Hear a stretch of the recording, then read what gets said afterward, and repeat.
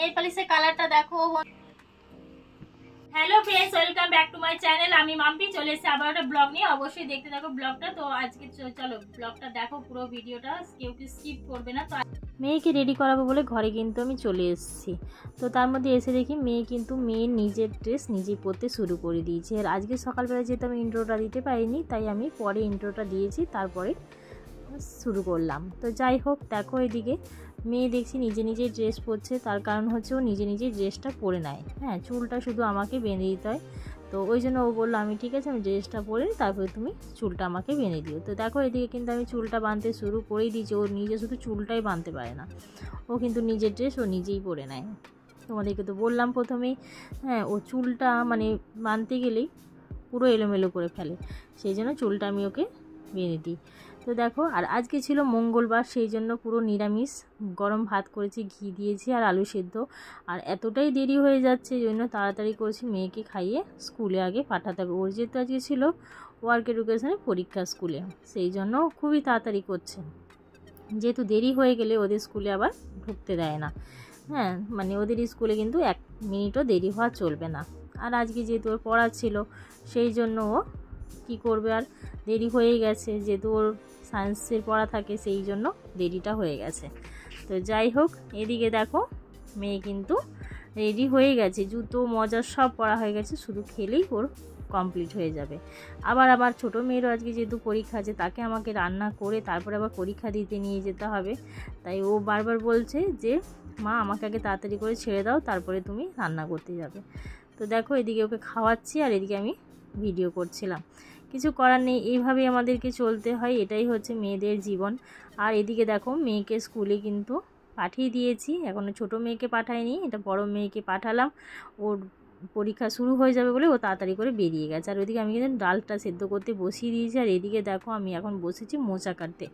আমি কিন্তু কোনোদিনও মোচা কাটতে পারি না, ঠিক আছে। আর মোচা কাটার মতো মানে আমার সেরকম অবস্থা থাকে না যে আমি মোচা কাটতে পারবো। মানে মোচা কাটতে গেলে আমার হাতে পুরো কালো কষ্ট পুরো লেগে যায়, আর পুরো হাতের মধ্যে স্লিপ কাটে। তো আমি কোনো দিনই যার জন্য পারি না, মানে আমি যখনই কাটতে যাই তখনই প্রবলেম হয়। তো যাই হোক, তবুও যা হোক করে কষ্ট করে আজকে কেটে আমি রান্নাটা করেছি, মা যেহেতু কাটতে ভুলে গেছে বলে। আর এদিকে ছিল আজ কিন্তু আমার জন্মদিন, মানে হ্যাপি বার্থডে। তো মা দেখো এদিকে কিন্তু আজকে সব কিছু রান্না করে রেডি করেছে আমার জন্য। তার কারণ হচ্ছে মঙ্গলবারে নিরামিষ, আমি বলেছিলাম কিছু করতে হবে না। আমার যেহেতু 13 বছর আজ বিয়ে হয়েছে, 13 বছরের জন্মদিন কিন্তু পুরোটাই মা কিন্তু করে। আর যখন শ্বশুরমশাই বেঁচে ছিল, শ্বশুরমশাইও কিন্তু আমার জন্মদিন প্রত্যেকটা বছর কিন্তু করে দিত আমার বিয়ে হয়ে থেকে। তো এখন কী করব, বাপি বেঁচে নেই। তো যাই হোক, তারপরেও কিন্তু মা আমার জন্মদিনটা ভালো করেই করে দেয়। তার এতটাই কাজ ছিল যে মা দুপুরবেলায় জন্মদিনে কিছু করতে পারেন, তাই রাত্রেবেলায় করে দিয়েছে। যেহেতু আমারও ছিল দুই মেয়ের পরীক্ষা, যেহেতু আমি ছোটো মেয়েকে নিয়ে আসবো, দিয়ে আসবো, আর ওখানে বসে থেকে আমার ছোটো মেয়েকে আমি পরীক্ষা দিয়ে নিয়ে এসেছি। ওই জন্য মা ইচ্ছে করেই দুপুরবেলাটা করেনি, রাত্রেবেলাতেই করেছে। তো সব কিছু রেডি করেছে, কিন্তু রান্না করেছে মা, আর আমার 2 মেয়ে সব কিছু সাজিয়েছে, ঠিক আছে। আর আমার ছোটো মেয়ে আমাকে দিয়েছে দেখো একটা নেল পলিশ, হাতের মধ্যে রয়েছে সেটা। আর বড় মেয়ে দিয়েছে একটা হাতে চকলেট, আর মা দিয়েছে একটা শাড়ি। আর তোমাদের দাদাভাই কিন্তু এর আগে আমাকে একটা শাড়ি কিনে দিয়েছে, ঠিক আছে। কাজে যাওয়ার আগে কিন্তু শাড়িটা আমাকে কিনে দিয়ে গেছে। তো নেল পালিশের কালারটা এখানে দেখো খুব সুন্দর কালার দিয়েছে আমাকে, মানে আমি একটু হালকা কালারের নেল পালিশই বেশি পছন্দ করি, সেই জন্য আমাকে হালকা কালার দিয়েছে। আর এদিকে দেখো চকলেটটা যেটা দিয়েছে, সেই চকলেটটা কিন্তু খেতে কিন্তু খুব সুন্দর হয়, খেতে কিন্তু একটু খারাপ হয় না এই চকলেটটা, সেই জন্য ওই চকলেটটাই আমাকে আমার বড় মেয়ে নিয়ে এসে দিয়েছে।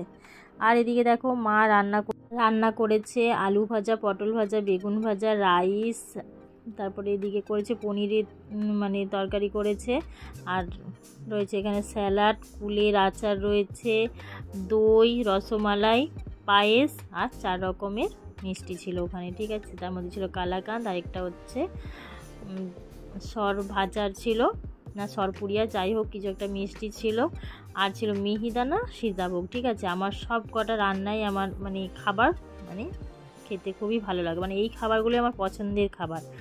মিষ্টি খেতে তো সব থেকে বেশি আমি পছন্দই করি, আমি কিন্তু সব রকমের মিষ্টি খাই, ঠিক আছে। আমি কোনো মিষ্টি কিন্তু বাদ দিই না, শুধু একটাই বাদ দিই, সেটা হলো কালোজাম, সেটা আমি খুব একটা পছন্দ করি না, বাকি সব ধরনের মিষ্টি খাই। ঠিক আছে, কোনো মিষ্টি বাদ দিলাম। তো যাই হোক, ভিডিওটা ভালো লাগলে অবশ্যই লাইক কমেন্ট করে দিও।